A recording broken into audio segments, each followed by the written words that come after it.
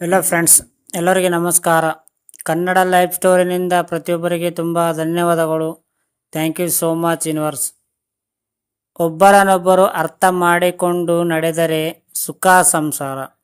ಸಂಗಾತಿಗಳು ಪರಸ್ಪರ ಅರ್ಥ ಮಾಡಿಕೊಳ್ಳುವುದು ಸಂಬಂಧದ ಬಾಳಿಕೆಗೆ ಅತಿ ಅಗತ್ಯ.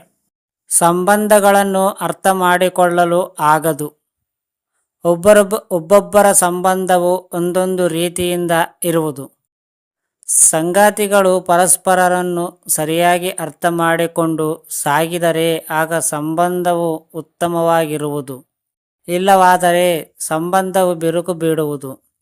ಸಂಬಂಧದಲ್ಲಿ ಪರಸ್ಪರರನ್ನು ಅರ್ಥ ಮಾಡಿಕೊಳ್ಳುವುದು ತುಂಬ ಸುಲಭ ವಿಚಾರ ಎಂದು ತಿಳಿಯುತ್ತೇವೆಯಾದರೂ ಇದು ಕಠಿಣ ಕೆಲಸ. ಪರಸ್ಪರ ಅರ್ಥ ಮಾಡಿಕೊಳ್ಳುವುದು ಹೇಗೆ ಎಂದು ನೀವು ಈ ಲೇಖನದ ಮೂಲಕ ನಾನು ಹೇಳಲಾಗುತ್ತದೆ. ಅರ್ಥ ಮಾಡಿಕೊಳ್ಳುವುದು ಎಂದರೇನು? ಸಂಬಂಧವನ್ನು ಅರ್ಥ ಮಾಡಿಕೊಳ್ಳುವುದು ಸಾಮಾನ್ಯವಾದರೂ ಅದು ತುಂಬ ಗೊಂದಲವನ್ನು ಉಂಟು ಮಾಡುವುದು. ಸಂಬಂಧವನ್ನು ಅರ್ಥ ಮಾಡಿಕೊಳ್ಳುವುದು ಎಂದರೆ ಇನ್ನೊಬ್ಬರ ಭಾವನೆಗಳನ್ನು ಹಾಗೂ ಅವರು ಹೇಳುವ ಪ್ರತಿಯೊಂದನ್ನು ಒಪ್ಪಿಕೊಳ್ಳುವುದು, ಇಷ್ಟಪಡುವುದು ಎಂದಲ್ಲ. ಸಂಬಂಧವನ್ನು ಅರ್ಥ ಮಾಡಿಕೊಳ್ಳುವುದು ಎಂದರೆ ಆಗ ಇನ್ನೊಬ್ಬರ ಬಗ್ಗೆ ಸಹಾನುಭೂತಿ ತೋರಿಸುವುದು, ಅವರಿಗೆ ಅವರದ್ದೇ ಆಗಿರುವ ಸ್ಥಾನಮಾನ ನೀಡುವುದು ಮತ್ತು ಅವರನ್ನು ಗೌರವಿಸುವುದು.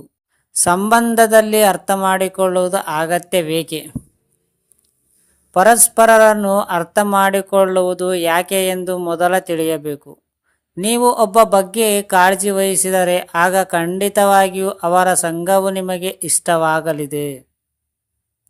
ಸಂಬಂಧವನ್ನು ಅರ್ಥ ಮಾಡಿಕೊಳ್ಳಲು ಹೆಚ್ಚು ಕಠಿಣ ಶ್ರಮ ವಹಿಸಬೇಕು.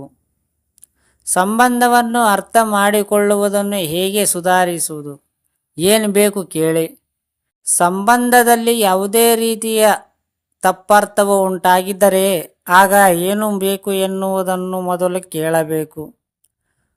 ಅರ್ಥ ಮಾಡಿಕೊಳ್ಳುವುದರ ಅರ್ಥವೇನು ಎಂದು ಹೇಳಿ.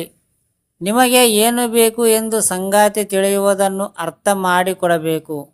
ಸಂಗಾತಿಯಲ್ಲಿ ಕೆಲವೊಂದು ಭಿನ್ನ ಅಭಿಪ್ರಾಯಗಳು ಇರಬಹುದು. ತೀರ್ಪು ನೀಡುವ ಮೊದಲು ಆಲಿಸಿ. ನಾವು ಯಾವುದೇ ವಿಚಾರವನ್ನು ಒಪ್ಪದೇ ಇರುವಂತಹ ಸಂದರ್ಭದಲ್ಲಿ ನಾವು ತುಂಬ ತೀರ್ಪು ನೀಡಲು ಆರಂಭಿಸುತ್ತೇವೆ. ಇದರಿಂದಾಗಿ ಕೆಲವೊಂದು ಸಲ ಜಗಳಗಳು ಆಗಬಹುದು ಮತ್ತು ಇದನ್ನು ಸರಿಪಡಿಸಲು ತುಂಬ ಸಮಯ ಬೇಕಾಗಬಹುದು. ಹೀಗಾಗಿ ಮೊದಲಿಗೆ ಸರಿಯಾಗಿ ವಾದವನ್ನು ಅರ್ಥ ಮಾಡಿಕೊಂಡು ಅದನ್ನು ಕೇಳಿದ ಬಳಿಕ ತೀರ್ಪು ನೀಡಬೇಕು.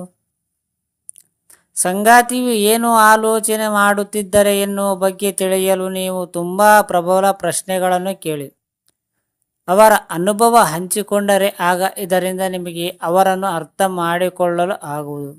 ಸಹಾನುಭೂತಿ ತೋರಿಸಿ.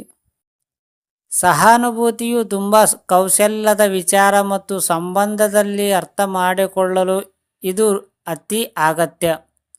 ಸಹಾನುಭೂತಿ ಇದ್ದರೆ ಆಗ ಇನ್ನೊಬ್ಬರು ಏನು ಹೇಳುತ್ತವರು ಎಂದು ತಿಳಿಯಲು ಆಗುವುದು. ನೀವು ಹೇಳಿದ ವಿಚಾರ ಬಗ್ಗೆ ಸಂಗಾತಿಯು ಏನೇನಾದರೂ ತೀರ್ಪು ನೀಡಿದರೆ ಆಗ ನಿರುವಂತಹ ಸಹಾನುಭೂತಿ ಖಂಡಿತವಾಗಿಯೂ ನಿಮ್ಮನ್ನು ಕಾಪಾಡುವುದು.